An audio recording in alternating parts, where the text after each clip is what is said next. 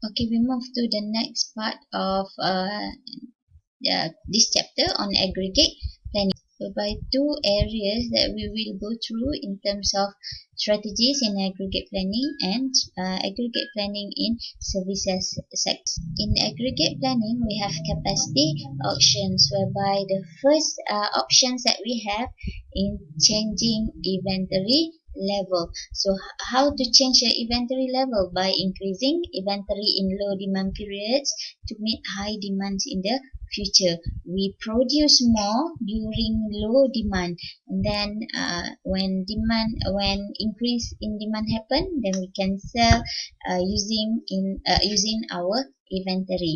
Okay, second one, increases cost associated with storage, handling, obsolescence, and capital investment, whereby once you produce more, you have to keep in the warehouse. So in warehouse, you need to buy, or you need to pay for storekeeper, you need to pay for the electricity, utilities, you need to pay insurance for the warehouse.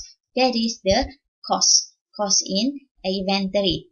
Okay, and shortage may mean lost sales due to long lead time and poor customer service. That's why you produce more during slow season to sell in the high or peak season. Second, capacity options, varying workforce size by hiring or layoff. Okay, so how do we match production rates to the demand? By hiring people or lay off people by during high demand or during high peak time. So we hire more workers. During slow season, so we lay off the workers. So what happened in varying workforce size? So it involves costs. So training and separation costs for hiring and laying of workers. You hire workers, you have to send for training. So that is cost for hiring. If you want to lay off workers, you need to pay compensation for the workers. So that is cost of laying off workers. So new workers, they may have lower productivities because they don't have skill. That's why you need to send this worker for training. Okay, what happen if we want to lay off the worker? And so the morale, they will demotivate workers, and it will reduce the productivity of workers. Okay, the third options is varying production rate through overtime or idle time. Idle time is unproductive time, the time that we do not use. For example, after this class, you have another class. So in between class, after you finish my class, in between my class with other class, so that is the idle time. That's unproductive time. Alright, so how we do in for varying production rates? First, allow constant workforce. For example, in productions we have 10 workers. So we want to keep these 10 workers. We don't want to take any workers or hire any workers. Okay, the second one may be difficult to meet large increase in demand because we want to maintain the workers.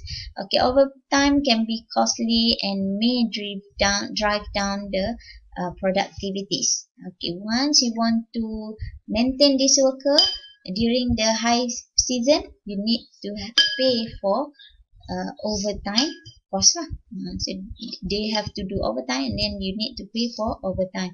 Okay, observing idle time may be difficult because of they need to adjust with the nature of productions and with the idle time that they face. Subcontracting is you pay or you hire other company to produce on behalf of your company. For example, during this season, you have cookies, biscuit raya. So you have high demand for your biscuit raya, and you need to how you need to cater this demand. So you hire other people to produce on behalf of your company or your productions. Okay, so what happened when we implement subcontracting? First one, temporary measure during periods of peak time. So we only use the other company or hire other company during peak time only, and it is costly, maybe costly because of the cost is higher. Hiring other people or other company is higher compared to you produce on your own.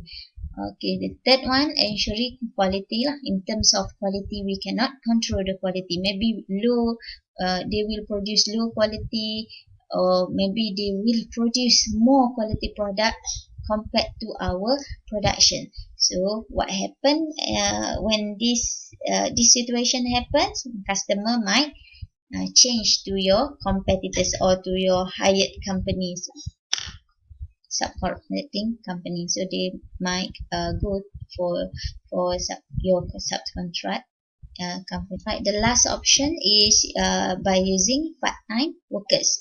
Normally, this is being implemented for unskilled or low-skilled positions lah. Normally in service sector, tourism, a restaurant, so less skilled worker.